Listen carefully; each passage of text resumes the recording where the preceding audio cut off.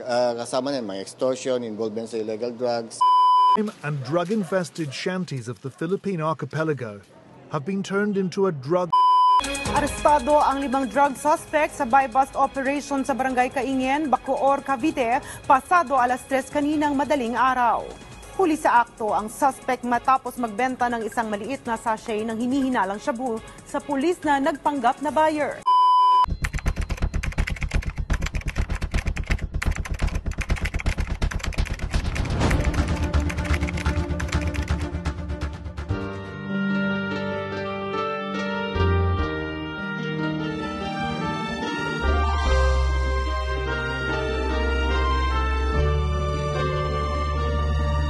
Bawat yugto ng sandali, halos di ko alam.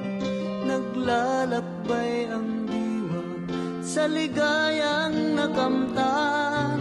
Gamit na bawal ay ayaw ko nang tigilan.